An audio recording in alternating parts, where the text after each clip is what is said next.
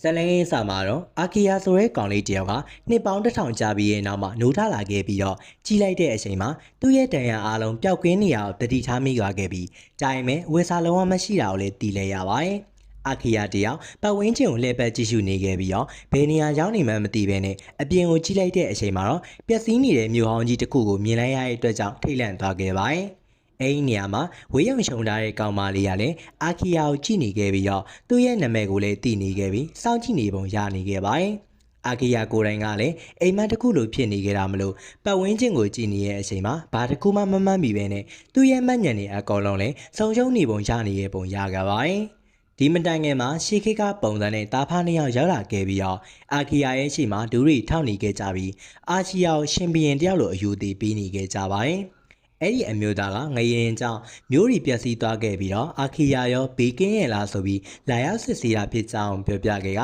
တမီးဖြစ်သူကအာခီယာကိုဖျော်နေလို့စားနောက်တဲ့အချိန်မှာတော့ဖခင်ဖြစ်သူကသူမရဲ့အပြုတ်မှုအတွက်တောင်းပန်နေတဲ့အချိန်မှာအာခီယာတယောက်မူလေသွားခဲ့ပါတယ်ခဏကြာတော့လဲပေါ်မှာတာဖားနှစ်ယောက်ကတော့အာခီယာကိုခေါ်ဆောင်သွားခဲ့ကြပြီးတော့အာခီယာကလည်းအလဲပေါ်မှာအနားယူနေခဲ့ပြီးနိုးလာတဲ့အချိန်မှာတော့အာခီယာလည်းသူ့ကိုကူညီပေးတဲ့အတွက်ကျေးဇူးတင်ပါတယ်လို့ပြောပြခဲ့ပါတယ်သူတို့ကိုဘာကြောင့်မလို့အယူတည်ပြီးတော့သူ့ကိုဆက်ဆံနေကြလဲဆိုတာသူကိုယ်တိုင်နားမလဲပဲနဲ့သူကိုယ်တိုင်ကတော့ဟီမီကာမီဖြစ်ကြောင်းမိတ်ဆက်ခဲ့ကသူ့ရဲ့အနီးနားရွာရဲ့ခေါင်းဆောင်ဝီယာဖြစ်ကြောင်းနဲ့သူ့ရဲ့သမီးကတော့အီတီဖြစ်ကြောင်းကိုလည်းပြောပြခဲ့ပါတယ်အာခီယာကတော့တောရဲ့ပညာရှိလို့ပြောနေရအပေါ်သူ့ကိုဘာကြောင့်ပညာရှိလို့ပြောနေရလဲဒါမှမဟုတ်သူ့ကိုဖျားသခင်လို့ကိုးကွယ်နေရတာဘာကြောင့်လဲဆိုတာမေးလိုက်တော့ဝီယာကတော့ပညာရှိဆိုတာသူတို့ရွာကကိုးကွယ်ထားတဲ့ဖျားသခင်ဖြစ်ပြီးတော့အသိပညာပေးတဲ့နတ်ဖျားအဖြစ်မြို့ဟောင်းမှာကိုးကွယ်ထားကြကြောင်းရှင်းပြပါတယ်ဝီယာကတော့အာခီယာကမွေးကလေးရအိမ်မှာအိပ်ပျော်နေခဲ့တာကြာပြီးတော့အဲ့ဒီနေရာမှာပဲအိပ်ပျော်နေခဲ့တာတော်တော်လေးကြာပြီဖြစ်ပြီးသူတို့တွေရွာမှာအိုဝဲမျိုးကမျိုးအောင်ကိုစောင့်ရှောက်ပေးထားတာဖြစ်ကြောင်းလည်းပြောပြခဲ့ပါတယ်ဝီယာကတော့အာခီယာနောက်ဆုံးမှနိုးထလာတဲ့အတွက်ကြောင့်မလို့အံ့အားသင့်နေကြောင်းပြောပြခဲ့ပြီးတော့အာခီယာကလည်းသူ့အချိန်ကြာကြီးအိပ်ပျော်နေတာကိုကြားလိုက်ရတဲ့အခါသူ့ကိုယ်သူတော်တော်လေးထိတ်လန့်သွားခဲ့ပါတယ်မြို့ဟောင်းကိုကြည်နေရင်လည်းဒီနေရာမှာစစ်ပွဲတစ်ခုဖြစ်ပွားခဲ့တာလားလို့တွေးနေရင်ရုတ်တရက်သူ့ရဲ့အတိတ်ကိုနည်းနည်းအမှတ်ရနေခဲ့ပြီးတော့ပြန်တတိယဖို့ကိုလည်းကြိုးစားနေခဲ့ပေမဲ့ခေါင်းနေကြိုင်လာခဲ့ပါတယ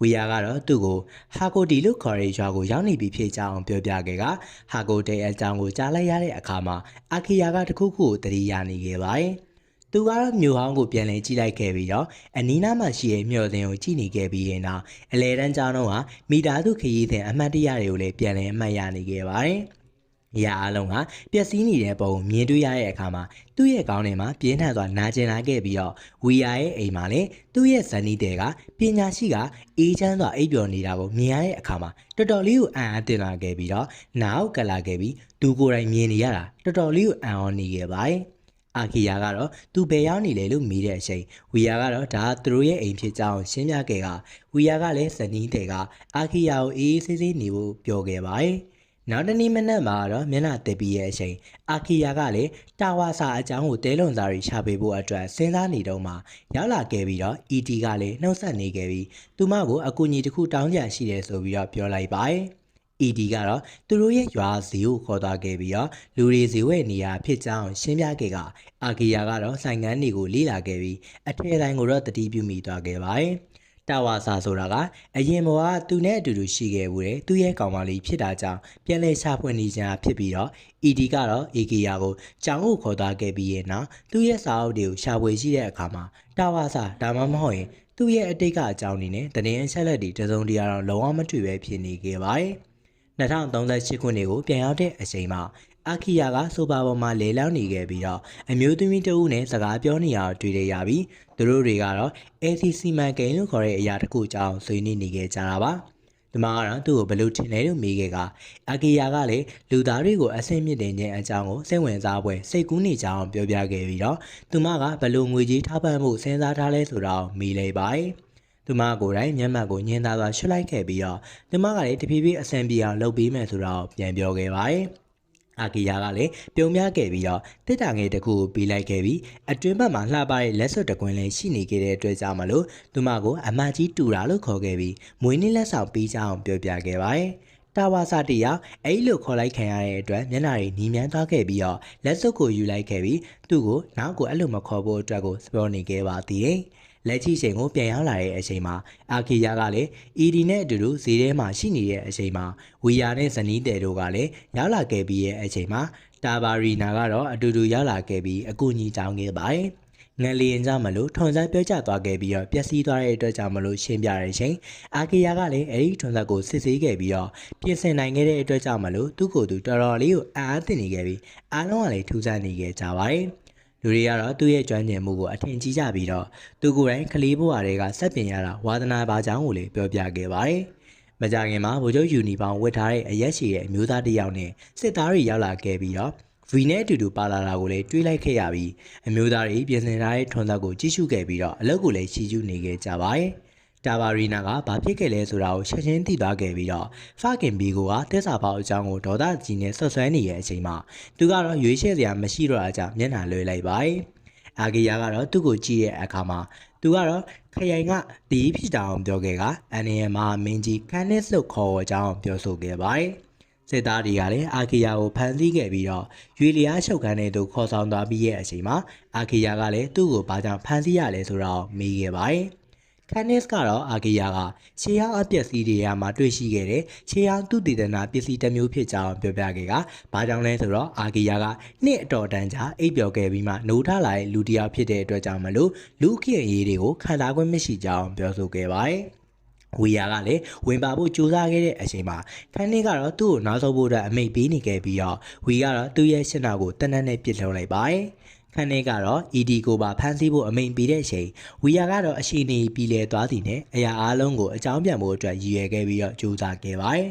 ခန်းလေးကတော့အကောင်လုံးကိုလစ်လျူရှုခဲ့ပြီးတော့ဝီယာရဲ့တနက်တန်ရာကိုလျှက်စစ်တုံးနဲ့ထပ်ပြီးခဲ့ပြီးတော့နားကျင်းစွာအော်ဟစ်နေခဲ့ပါတယ်နောက်ပိုင်းမှာတော့အာဂီယာနဲ့ဝီယာတို့က ED ကိုပါခေါ်ဆောင်သွားခဲ့ပြီးရဲ့အချိန်မှာသူ့ရဲ့ဖခင်တို့စိတ်ပူနေခဲ့ပြီးတော့ ED တယောက်ကလည်းအာဂီယာကတော့သူ့ကိုယ်သူအပြစ်တင်တောင်းပန်နေခဲ့ပါတယ်ခန်းင်းကတော့အာခီယာအကြောင်းသိရသူတိုင်းသိရမယ်လို့ပြောတဲ့အခါအချုပ်ခန်းတွင်းရနေပြီးတော့အာခီယာကလည်းခန်းနစ်ကိုနတ်ဆိုးဆိုပြီးတော့အော်ဆိုနေခဲ့ပါတယ်။ကြောက်လန့်တရားနဲ့သူကိုယ်တိုင်ရှိနေတဲ့အချိန်မှာ ED ကိုတနန်းနဲ့ချိန်လာခဲ့ပြီးတော့အာခီယာလည်းကြည့်နေုံပဲတက်နိုင်ခဲ့ပြီးတော့တော်တော်လေးကိုနာကျင်နေခဲ့ပါတယ်။ရုတ်တရက်ဝတ်စုံရှုံထားတဲ့မိန်းကလေးတယောက်ပေါ်လာခဲ့ပြီးတော့တော်တော်လင်းမြန်တဲ့နှုံးနဲ့အားကောင်းတဲ့ထိုးချက်တွေနဲ့အချုပ်ခန်းကိုဖျက်ထောက်ပစ်လိုက်ခဲ့ပြီးတော့ခဏတွင်းမှာပဲအားလုံးပြက်စီးသွားခဲ့ကကန်ကျန်းတစ်ချက်ကိုရိုက်ထားခဲ့ပြီးတော့ခန်းလေးကိုပြင်းထန်စွာကန်လိုက်တဲ့အချိန်မှာအနီးနားမှာရှိတဲ့နေရန်တစ်ခုတည်းကိုရောက်သွားခဲ့ပါတယ်။တရားရနေခဲ့ပေမဲ့ခန်းလေးကထားရခဲ့ပြီးတော့ဘာကြောင့်မလို့ဝင်ရောက်တာလဲလို့ပြောဆိုခဲ့တဲ့အချိန်အာခီယာကတော့သူတို့ကိုကယ်ပြီးရဲ့အတွက်ကျေးဇူးတင်ကြောင်းပြောဆိုနေခဲ့ပါတယ်။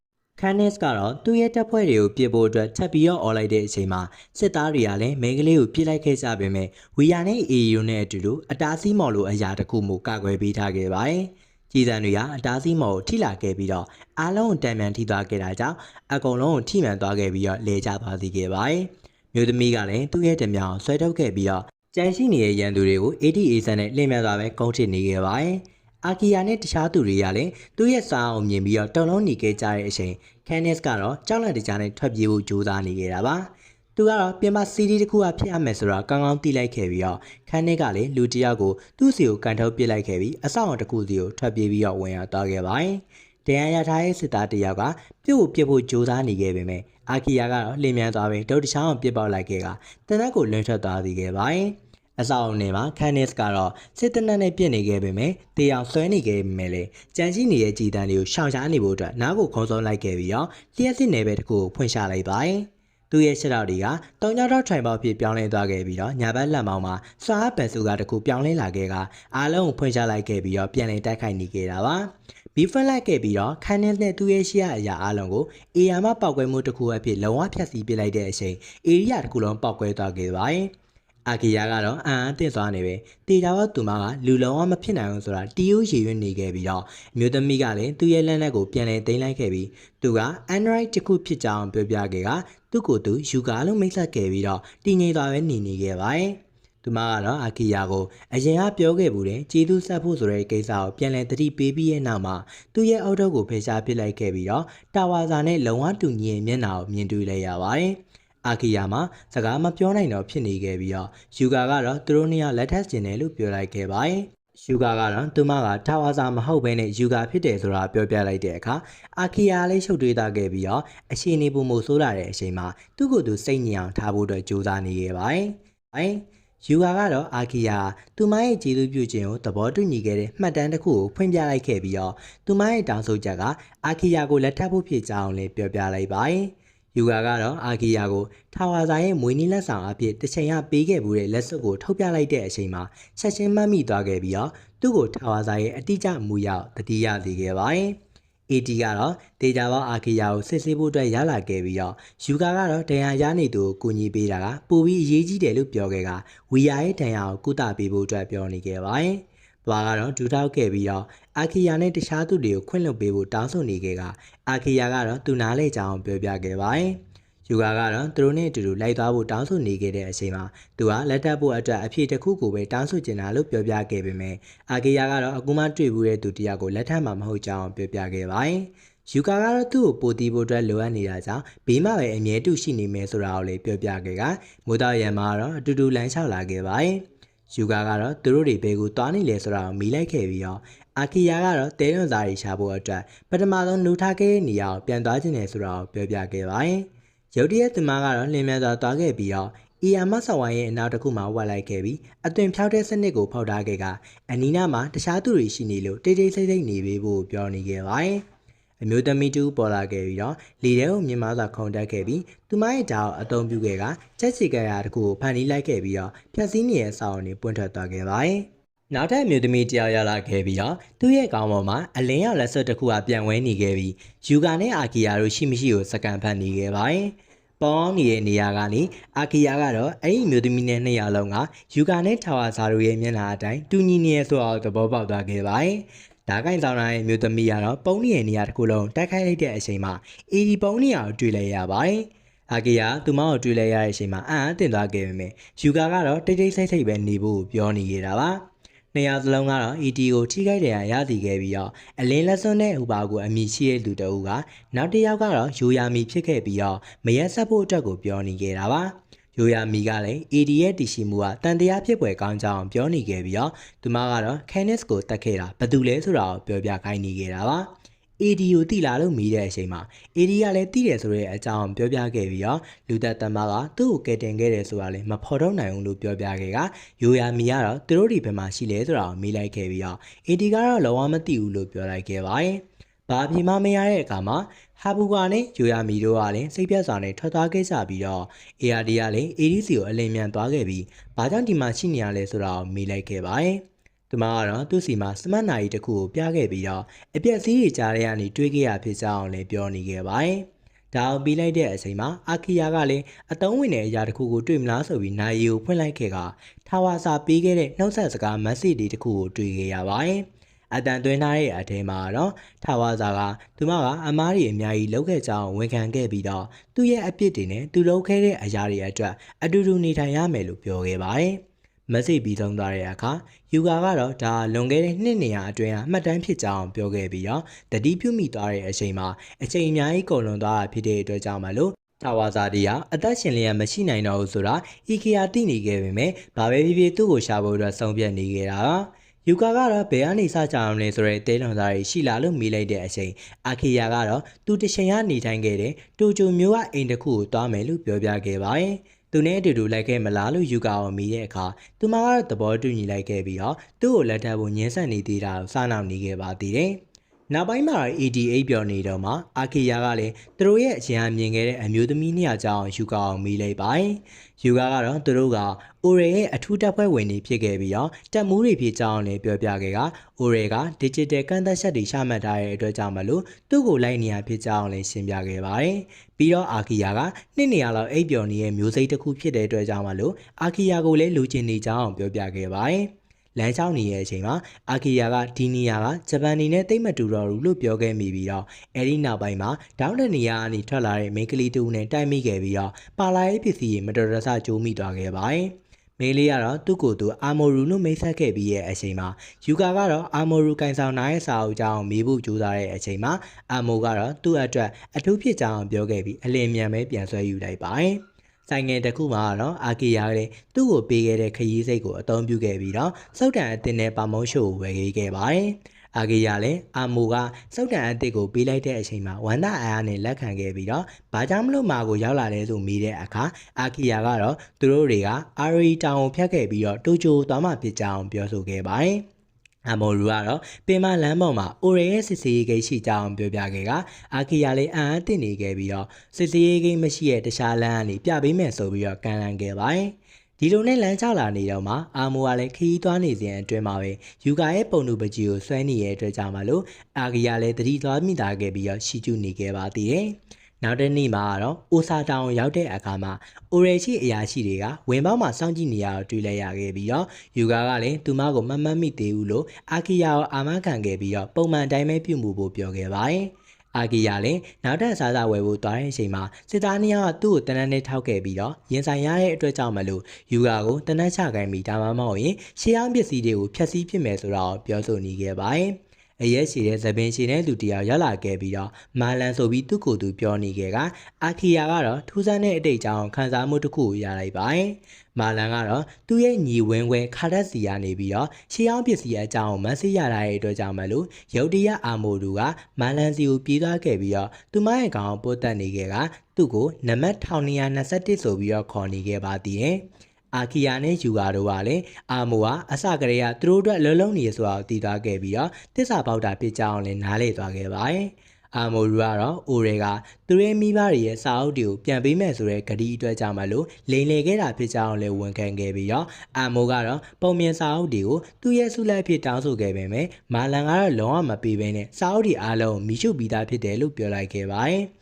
ဒေတာပေါစာအုပ်တွေအတွက်အလုပ်လုပ်တာကိုတည်သွားခဲ့ပေမဲ့ဘေးကိုတွန်းထုတ်ခံလိုက်ရခဲ့ပြီးတော့သူမရဲ့မိဘတွေလုပ်ခဲ့တယ်လို့သူ့ကိုပြန်ပြီးဆက်ဆံမယ်ဆိုပြီးတော့စစ်သားတွေကိုမိန်ပေးခဲ့ပါတယ်။ရုတ်တရက်အာမိုကလည်းရုန်းကန်နေခဲ့ပြီးတော့သူမကစစ်သားတယောက်ရဲ့ထိုးနှက်တာကိုခံလိုက်ရခဲ့ပြီးတော့မန်လန်ကိုယ်တိုင်တော်မှထိမှန်အောင်လုပ်ခဲ့ပြီးရဲ့အချိန်သူ့ရဲ့တက်တီကတော့အားလုံးအံ့တင်စေခဲ့ပါတယ်။ဒီခွင့်ရေးကိုစောင့်နေခဲ့ပြီးတော့ယူကာကလည်းလင်းမြန်စွာရွေးရှားခဲ့ပြီးတော့စစ်သားတွေကိုတီးကြတဲ့ထီအောင်မှုတယောက်ပြီးတယောက်ကိုဖြုတ်ခွင်းခဲ့ကအာကီယာရဲ့လက်ကိုဆွဲသွားခဲ့ပြီးတော့အားလုံးနဲ့ထပ်ပြေးသွားခဲ့ပြီးတော့တစ်ဖက်ကိုရောက်သွားခဲ့ပါတယ်။အိမ်နာမာလန်ကလည်းငြိမ်နေခဲ့ပြီးရဲ့အချိန်သူ့ကိုစန့်ကျင်နေလို့ဒေါသထွက်နေခဲ့ပြီးတော့အာမိုကိုလည်းကြမ်းမြင့်ပေါ်မှာပြင်းပြင်းထန်ထန်ကန်ထုတ်ချလိုက်ခဲ့ပြီးသူ့ရဲ့အိတ်ထဲကနေပြုတ်ကျလာတဲ့အရာတို့ကိုတတိထားမိလိုက်ပါတယ်။ဂီတာကတော့သူတို့ရဲ့လာလမ်းကိုပြန်ကြည့်ခဲ့ပြီးတော့အာမိုကယ်နယ်မှုပြန်သွားခြင်းခဲ့ပေမဲ့ယူကာကတော့သူ့ရဲ့လမ်းကိုပိတ်ထားလိုက်ပါတယ်။အာမိုကသူတို့ကိုလင်ခဲ့ပြီးတော့သူ့ရဲ့ကောင်းကျိုးအတွက်အသုံးပြုခဲ့တာဖြစ်ကြောင်းတတိပေးခဲ့ပေမဲ့အာခီယာကတော့ဒီရှင်းပြချက်ကိုလက်ခံဖို့အတွက်ညှင်းဆန်ခဲ့ပြီးအာမိုကအတုံးချခံခဲ့ရတာဖြစ်တဲ့အတွက်ကြောင့်မလို့တကယ်တမ်းထိခိုက်နေတာလို့ရဲ့စိတ်ရည်ချက်မရှိကြောင်းလည်းသိနေခဲ့ကြောင်းပြောပြခဲ့ပါတယ်။ဒီတော်တွင်းမှာစကန်မှာတော့အာမိုနဲ့မာလန်နဲ့စစ်သားတွေရဲ့ရှုံနှောင်ခြင်းကိုခံထားခဲ့ရပြီးတော့မာလန်ကလည်းသူ့ရဲ့ချစ်တော်ပုံမြင်စာအုပ်ကိုကင်ထားခဲ့ပြီးသူ့ရဲ့ရှေ့မှာမတ်တရက်ပြီးတော့စာအုပ်ကိုမိရှုပစ်လိုက်တဲ့အတွက်ကြောင့်မလို့တော်တော်လေးကိုထိခိုက်နေတာနေခဲ့ပါတယ်။မို့အထဲမှာတန်ကြိုးတွေနဲ့တုံ့တော်ထားအောင်မြင်ခဲ့ရပါတယ်။အာမိုတယောက်အာကီယာရောက်လာတာကိုအံ့အားသင့်နေခဲ့ပြီးတော့သူကြောင့်မလို့အာကီယာအတက်အနေနဲ့မကြုံစေချင်ဘူးဆိုပြီးပြောခဲ့ကထပ်ပြေးဖို့ကြိုးစားနေတော့မှသူမကတော့အာကီယာနဲ့ယူယာတို့ကိုလိန်ခဲ့ကြအောင်ဝင်ခဲ့ပါတယ်။ဒါပေမဲ့လည်းအာကီယာကလိန်နိုင်တိတ်ကျူးမဆိုင်ဘူးလို့ပြောပြခဲ့ကအံ့ဩသွားနေခဲ့တဲ့အချိန်တွင်းမှာပဲလုံခြုံရေးနှစ်ယောက်ကသူတို့မြင်သွားခဲ့ပြီးတော့အဆက်ပြလိုက်ပါတယ်။အာကီယာနဲ့အာမိုတို့ပြေးခဲ့ကြပေမဲ့အာကီယာတော့သူ့ကိုဘေးကင်းအောင်ခေါ်ထုတ်ဖို့အတွက်အချိန်ရဖို့အတွက်လုံခြုံရေးတယောက်ကလည်းဓာတ်နဲ့ပစ်ပေါက်ခဲ့တဲ့အစွမ်းကုန်ကြိုးစားခဲ့ပါတယ်။ဒီချိန်လမ်းတစ်လျှောက်လုံးမှာတော့ယူကူကတော့သူတို့ရင်မသိအောင်လို့အဝေးကနေစောင့်ကြည့်နေခဲ့ပြီးရဲ့အချိန်အပြင်ရောက်တော့တစ်ဖက်မှာလည်းစောင့်ကြည့်နေပြီးသားဖြစ်ပြီးထပ်ပြေးဖို့ကြိုးစားတာကိုကြိုတင်သိနေရမယ်လို့ရေမောနေခဲ့ပြီးရဲ့အချိန်မှာလူအားလိုတောင်ခေါ်ခံရပါသေးတယ်။အာကီယာတရားမသိလိုက်ခင်မှာအားလုံးကတော့သူ့ကိုတားနေခဲ့ပြီးရဲ့အချိန်နောက်ကနေဖမ်းလိုက်ခဲ့ကြကအာကီယာကလည်းသူမကိုကယ်တင်ဖို့ကြိုးစားခဲ့ပေမဲ့ရိုက်တာခံလိုက်ရပါတယ်။ဒါတော့မှတန်လိုက်တဲ့ခဲ့တာချင်းမပြည့်ရခင်မှာလုံခြုံရေးတရားကတော့ပြန်တိုက်ခိုက်ဖို့ကြိုးစားနေခဲ့ပြီးတော့အာမိုကလည်းသွားမကူညီပဲနဲ့အာကီယာတရားအဲ့လိုအသေးအံပြန်ပြီးတော့တိုက်ခိုက်နေခဲ့ရပါတယ်။ဒေါသထလာခဲ့ပြီးတော့သူ့လူတယောက်ကိုတနန်းနဲ့ချိန်လာခဲ့ပြီးအာမိုပြစ်ဖို့အတွက်အမိန်ပေးလိုက်ခဲ့ကအာကီယာကတော့ဒါအောင်မထိခိုက်ဖို့အတွက်အော်ပြုံးလာလွယ်ပြီးတော့လောအောင်မတက်နိုင်ဖြစ်နေခဲ့ပါတယ်။ဒီအချိန်မှာယူဂူရေကတော့အာကီယာနဲ့အာမိုတို့နှိမ့်ဆက်ခံလိုက်ရအောင်လုံးဝမကြည့်နိုင်တော့ဘဲနဲ့ယူဂါကတော့ရောက်လာခဲ့ပြီးရဲ့အချိန်မှာအာကီယာနဲ့အာမိုတို့ဖန်ထားတဲ့အောင်တွေကိုကန်ထုတ်ပစ်လိုက်ခဲ့ပြီးတော့သူတယောက်လည်းရှင်းလင်းခဲ့ပါတယ်။ လုံခြုံရေးတွေလည်းသူ့ရဲ့စားအောင်မခံနိုင်တဲ့အတွက်ကြောင့်မလို့ကြောက်နေပြီးပြေးသွားဖို့လုပ်တဲ့အချိန်မှာစုတ်ခါသွားတာကိုမြင်ရတော့တနက်ထုတ်ပြီးတော့အားလုံးရှယ်ပစ်လိုက်ပါတယ်ယူကာကတော့အာကီယာနဲ့အာမိုတို့ကိုကာကွယ်ဖို့အတွက်ချီတန်တွေကိုပိတ်ဆို့ထားခဲ့ကတိုက်ပွဲတစ်လျှောက်လုံးမှာအာမိုကတော့ယူကာနဲ့စစ်ပွဲတိုက်ပွဲအကြောင်းကိုကျင်းပနေခဲ့ပြီးတော့စိုက်ရုပ်စွမ်းရည်ကိုလည်းအံ့အားသင့်နေခဲ့ပါတယ်ပြီးဆုံးသွားတဲ့အချိန်မှာအာကီယာတယောက်ယူကာကိုယူသေးပေးခဲ့ပြီးတော့သူ့ရဲ့စီးမင်းတွေကိုစတင်ခဲ့ပြီးကယ်တင်ပေးတဲ့အတွက်လည်းကျေးဇူးတင်ကြောင်းပြောဆိုခဲ့ပါတယ်အာဂီယာကတော့အာမိုကိုဝစ်စားလဲဖို့အတွက်ခွင့်ပြုလိုက်ခဲ့ပြီးတော့သူမကိုကူညီရင်းနဲ့ယူကာကတော့တေချာပေါအာမိုရဲ့ကြောကအမာရွတ်တွေကိုဖယ်ရှားဖို့အတွက်လှုပ်လိုက်ခဲ့ပါတယ်။အာမိုကတော့တေချာပေါသူ့ရဲ့ကျေးဇူးတင်တဲ့ခန္ဓာကိုယ်ကအာဘွန်ကစကန်ကုတ်ကိုလည်းဖျက်ပေးဖို့အတွက်ပြောဆိုနေခဲ့တဲ့အချိန်မှာယူကာကတော့တောင်းဆိုရနည်းနည်းလေးနာကျင်မယ်လို့ပြောလိုက်ခဲ့ပြီးတော့အားလုံးလှုပ်ပေးလိုက်ပါတယ်။ဒီဇိုင်းတစ်ခုအနေနဲ့ဖော်လုပ်ခဲ့တာကြောင့်မလို့စကန်ကုတ်လည်းပျက်စီးသွားခဲ့ပြီးတော့အာဂီယာကလည်းယူကူရဲ့ကျွမ်းကျင်မှုကြောင့်အံ့ဩနေခဲ့ပြီးဒီမှာသူတွန်းတဲ့စွမ်းရည်မျိုးကိုအဲ့ဒီအစားကိုမိလိုက်ခဲ့ကယူကာကတော့တေချာပေါက်ရှင်းပြခဲ့ပါတယ်။နောက်တစ်နေ့မှာတော့ယူကာပေးခဲ့တဲ့ပစ္စည်းရှိုးနဲ့ဝေစားတွေကိုတော့ပုံစဲစာအုပ်တွေပါအာမိုကိုပေးခဲ့ပြီးရဲ့နောက်ယူကာကလည်းအာမိုကိုဝေစားလဲပေးနေတဲ့အချိန်ယူကာကတော့အာမိုရဲ့နောက်ကျောအမာရွတ်တွေကိုဖယ်ရှားပေးလိုက်ပါတယ်။အာမိုကတော့ကျေးဇူးတင်နေခဲ့ပြီးတော့သူ့ရဲ့ခါးအပိုင်းမှာရှိတဲ့စကန်ကုတ်ကိုပါဖျက်ပေးဖို့တောင်းဆိုနေတဲ့အချိန်မှာယူကာကလည်းနာကျင်လိမ့်မယ်လို့တတိပေးခဲ့ပေမဲ့အာမိုကတော့အဆင်ပြေအားကြောင့်မလို့ယူကာလည်းမလိုချင်တဲ့နေရာကိုဒီဇိုင်းနောက်တစ်ခုနဲ့ဖုံးပေးလိုက်ပါတယ်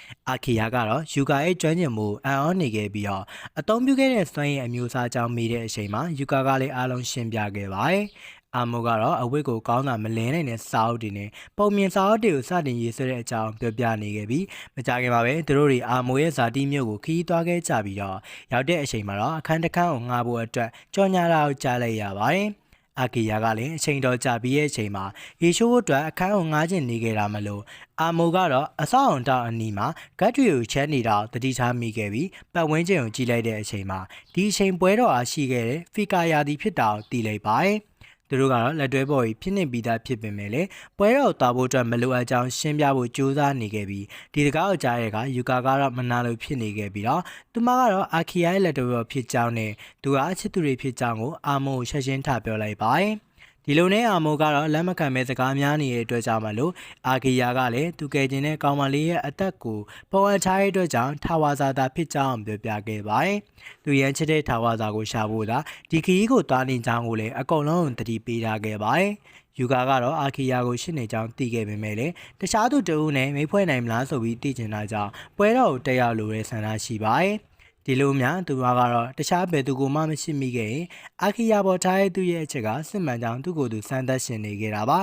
အာခီယာကတော့ပွဲတော်ကိုသွားဖို့အတွက်မကြိုက်ပေမဲ့လည်းအာမိုတို့ကသဘောတူညီခဲ့တာကြောင့်မလို့သွားဖို့အတွက်ပဲလုပ်နေခဲ့ရတာပါညဘက်မှာတော့လာနိုမီသားစုမှာကဲခရန်ကလည်းသူ့စီကိုငွေလာပို့တဲ့တူပိုရာဘူပူကီနဲ့စကားပြောနေခဲ့တာကိုတွေ့ခဲ့ရပါတယ်ကဲခရန်ကတော့သူတို့တွေစုဆောင်းထားတဲ့လက်နက်တချို့ကိုပြသခဲ့ပြီးယာမာဘူကီကတော့လက်နက်တွေကိုစစ်ဆေးကြည့်တဲ့အချိန်ကဲခရန်ကလည်းအဲ့ဒါတွေကကာကွယ်ရေးအတွက်စုဆောင်းနေရလားစစ်ပွဲအတွက်စုဆောင်းနေရလားဆိုပြီးမေးနေခဲ့ပါတယ်ဆွေးနွေးနေတဲ့အချိန်မှာလူတွေရုတ်တရက်ဝင်လာခဲ့ကြပြီးတော့ Lady Face ပါရောက်ရှိလာတော့မှဖြစ်ကြောင်းပြောပြခဲ့ကဒူးပိုယာမာဘူကီကလည်းမမျောလင့်ထားတဲ့အတွက်ရောက်ရှိလာတာကြောင့်ထိတ်လန့်သွားခဲ့ပါတယ်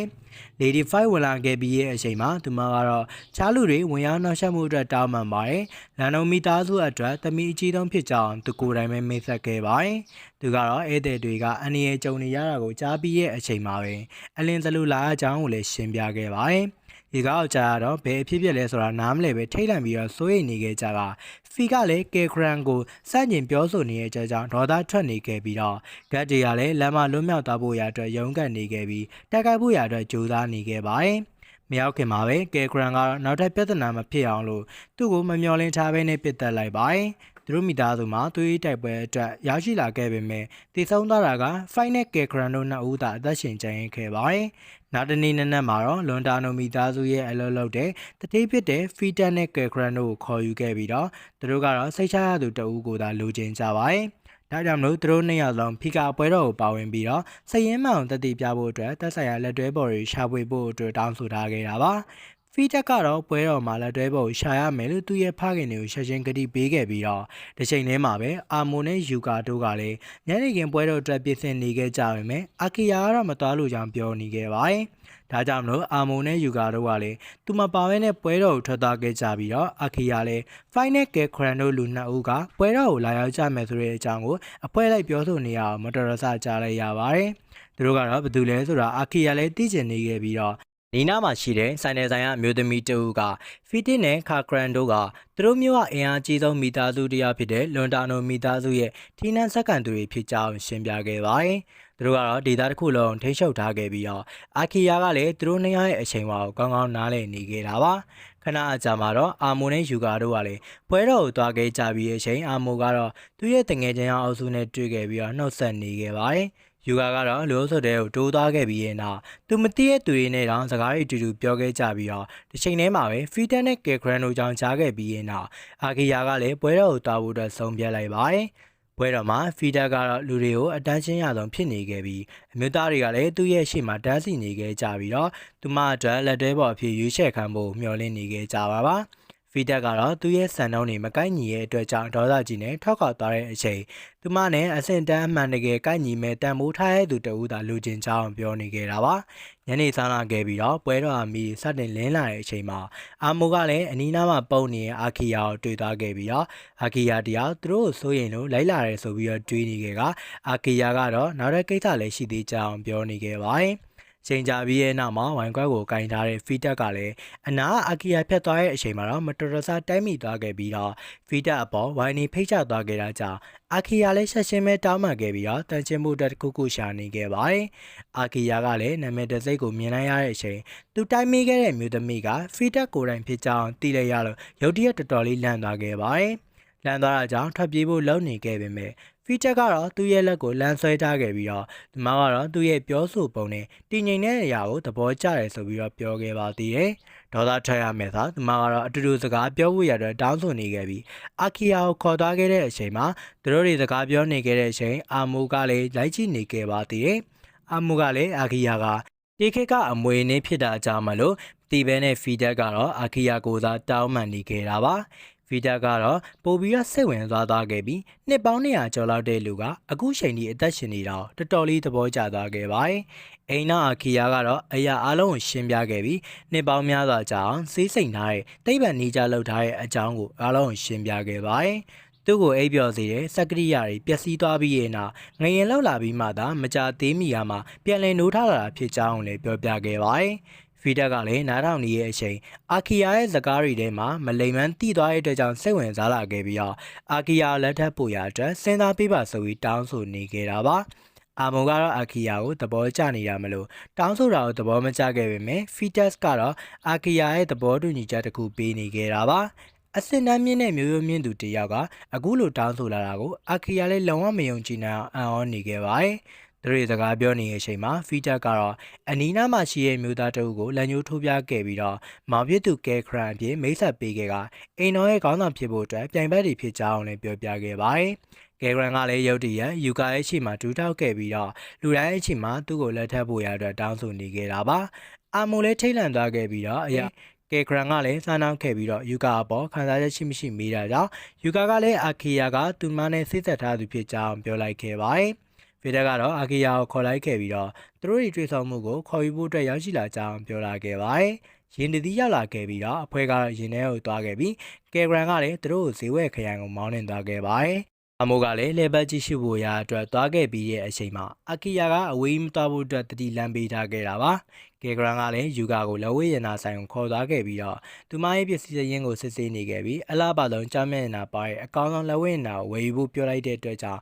ချက်ချင်းပဲဝယ်ဖို့လက်ခံခဲ့ပါတယ်။ကယ်ဂရန်ကတော့အာကီယာမနာလိုတာကြောင့်မလို့စောင့်ကြည့်နေရအောင်တီးခဲ့ရပြီးသူ့ကိုအောင်ပွဲခံတဲ့အချိန်နဲ့လှည့်ကြည့်နေခဲ့ပြီးနောက်နေခဲ့ပါသေးတယ်။သူကကယ်ဂရန်ကိုသူတို့ရဲ့စာကြီးတိုက်ကိုခေါ်သားဖို့ရအတွက်အမိန်ပေးခဲ့ပြီးတော့သူတို့ရဲ့စာကြီးတိုက်ကိုရောက်လာခဲ့ပြီးအချိန်မှာလှည့်ပတ်ကြည့်ရှုနေခဲ့ကြပါတယ်။ကယ်ဂရန်ကတော့ချိန်တွေ့နေတဲ့အချိန်စာပတ်ဖို့ရအတွက်ရွေးချယ်ထားတဲ့အတွက်ကြောင့်အာကီယာကလည်းယဉ်ကျေးတယ်လို့ဝန်ခံခဲ့ပြီးတော့အာမိုကလည်းစာကြီးတိုက်မှာသူ့ရဲ့မိဘတွေပုံစံစာအုပ်တွေရှိမရှိကိုလိုက်ရှာနေခဲ့တာပါ။စာကြီးတိုက်ကိုအချိန်တော်ကြာလှည့်ကြည့်ခဲ့ပြီးတော့သူတို့တွေသူနဲ့သူတည်တနာနဲ့ပတ်သက်တဲ့အချက်လက်တွေကိုတခုမှမရပဲပြန်လာခဲ့ရပါတယ်။ နိုင်လန်မှာကားဘိန်းပေါက်သွားတာကြောင့်အကောင်လုံးထွက်လာခဲ့ကြပြီးတော့အာကီယာကတော့ကားဘိန်းကိုလဲပြီးလိုက်ပါတယ်။ကဲဂရန်ကတော့သူတယောက်တည်းလုံနိုင်တာကိုသဘောကျပြီးရှီကျူးနေတဲ့အတွက်အာကီယာကလည်းသူကမွေးစားဖခင်ကတင်ပေးခဲ့ကြောင်းပြောခဲ့ပါတယ်။ကဲဂရန်ကတော့သူချီးပင်းလာတဲ့တင်ပေးခဲ့တဲ့တခုတည်းသောအရာကတော့သူ့ရဲ့ဘွားတစ်ခုလုံးကိုမိသားစုအတွက်ပေးဆက်ခဲ့ကြောင်းပြောပြလာခဲ့ပါတယ်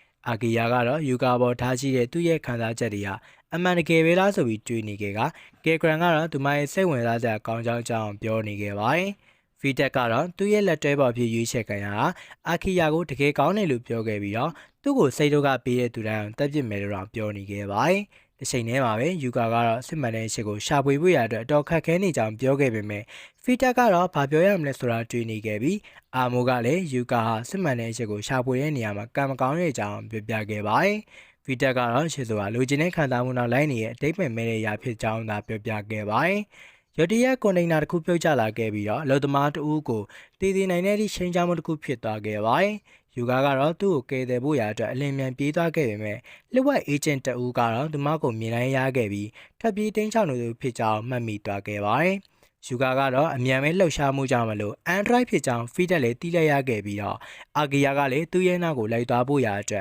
ကဲခရန်ကိုအကြံပေးလိုက်တဲ့အချိန်မှာသူမကတော့သူ့ရဲ့လက်တွဲပေါ်ဖြစ်ရွေးချယ်ထားတာကြောင့်လောက်ရမယ်ဖြစ်ကြောင်းနားလည်သွားခဲ့ပါတယ်။အာကီယာကလည်းဖီတက်နဲ့အတူတူဝင်လာခဲ့ပြီးတော့ကဲခရန်ကလည်းသူမတဲ့ပုံကိုကောင်းမွန်တဲ့တေပေါ်ဖြစ်လာမယ်လို့အာမခံနေခဲ့ပါတယ်။သူမကတော့သူနဲ့တွေ့ဆုံမှုကိုလူတိုင်းကိုနေရာပေးလောက်အောင်တံမိုးကြီးရလို့ပြောပြခဲ့ပြီးသူတို့ရဲ့မိသားစုအုပ်ချုပ်ဖို့ရာအတွက်မတင်တော်ဘူးလို့ယူဆတာကြောင့်စွန့်ပစ်ခံရတဲ့သူတို့ရဲ့တခြားမောင်နှမတွေကိုလျှက်ဝှက်စာစောင့်ကြည့်ပေးနေကြောင်းပြောပြခဲ့ပါတယ်။ကဲခရန်ကတော့ယူကာဟာသူ့ရဲ့လက်တွဲပေါ်ဖြစ်ဖို့ရာအတွက်တောင်းဆိုနေခဲ့တဲ့အချိန်ဖီတက်ကတော့ထွက်သွားဖို့ရာအတွက်ထားရခဲ့ပေမဲ့ယူကာကညှင်းလိုက်ခဲ့ပါတယ်။လော်လွန်ဒါနိုရောက်လာခဲ့ပြီးတော့ကဲခရန်တို့ကိုနောက်ဆက်တဲ့အတွက်ကြောင့်မလို့ကဲခရန်ကလည်းသူ့ရဲ့တနက်ကိုယူခဲ့ပြီးတော့လော်လွန်ဒါနိုကိုချိန်လိုက်ခဲ့ကဒီမှာကတော့ဖီတက်မိသားစုကိုတစ္ဆာဖောက်တာလို့ပြောနေခဲ့ပါတယ်။သူကတော့လော်လွန်ဒါနိုရဲ့ကာဝေးကိုရန်တော်တအူးကိုပြစ်လိုက်ခဲ့ပြီးရဲ့အချိန်မှာလော်ကတော့တခြားသူတွေကယူကာကိုဖမ်းဆီးဖို့အတွက်ပြောခဲ့ပါတယ်။လော်ကတော့သူမှဘာမှမလုပ်နိုင်အောင်မူနေတဲ့အချိန်မှာသူ့ကိုထိန်ချုပ်ဖို့ရာအတွက်အကုန်အမိန်ပေးလိုက်ခဲ့ပြီးရဲ့အချိန်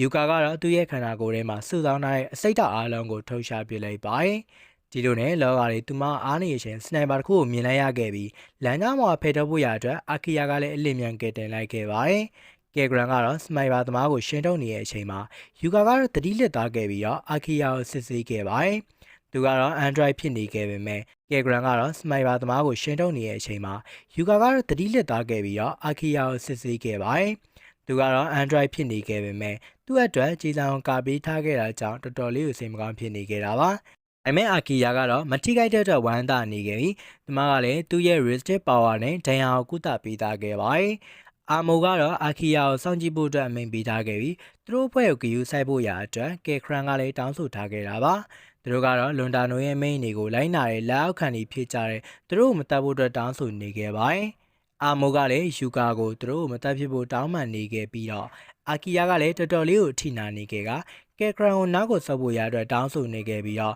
လွန်တာနိုဆန်ရှင်းကပ်လာခဲ့ပါတယ်။သူကတော့သူ့ရဲ့အိတ်ထဲကလေသာပစ်ဆက်ကိုထုတ်လိုက်ခဲ့ပြီးရဲ့အချိန်မှာတော့စစ်သားတွေအားလုံးပစ်တက်ခဲ့ကလွန်တာနိုကလည်းလေသာတွေရှောင်တိန်ခဲ့ပြီးတော့ယူကာစီကိုရောက်လာခဲ့ပါတယ်။သူ့ရဲ့ဓာတ်နဲ့တိုက်ခိုက်ခဲ့ပြီးရဲ့အချိန်မှာယူကာကတော့အလွယ်တကူပဲရှောင်တိန်ခဲ့ပေမဲ့လေသာတွေကိုရှောင်နိုင်တာမလို့ထင်ကြီးစရာဖြစ်နေခဲ့ပါတယ်။ဒါနိုကတော့သူ့ရဲ့ဓာတ်နဲ့သူမကိုဆက်လက်တိုက်ခိုက်နေခဲ့ပေမဲ့သူကတော့ထုံးနှက်ချက်တိုင်းကိုအလွယ်တကူပဲရှောင်တိန်နေခဲ့တာပါ။မာကတော့ဓာတ်ကိုဖမ်းဆုပ်ခဲ့ပြီးတော့အတားရရှိုးပစ်လိုက်တဲ့အချိန်မှာပဲမျက်နှာကိုကန်ထဲလိုက်ခဲ့ပြီးတော့နောက်ထပ်ကန်ချက်နဲ့ကန်ခရနာကိုလွန်တောင်းအောင်ထုတ်ပေးလိုက်ပါတယ်။အာကီယာကတော့ကနေမှာနိုးလာခဲ့ပြီးရဲ့အချိန်အာကီယာကလည်းသူ့ရဲ့ပကုံးပေါ်အမာရွတစ်ခုရှိနေအောင်တတိထားသွားခဲ့ပြီးနာကျင်ခြင်းမရှိဘူးလို့ပြောနေခဲ့ပါတယ်။သူကယူကာကိုဘလောက်ကြာကြာတတိလစ်နေခဲ့လဲဆိုတာမေးခဲ့ပြီးတော့အာမိုဝင်လာတဲ့အချိန်မှာအာကီယာကိုပြေးဖတ်ထားခဲ့ပါတယ်။သူတပတ်ကြာလောက်တတိလစ်သွားခဲ့တာကိုပြောပြနေခဲ့ပြီးနိုးနီအောင်မြင်ရခြင်းအတွက်အာမူကလည်းအရန်ပျော်ရွှင်ကြောင်းပြောနေခဲ့တာပါ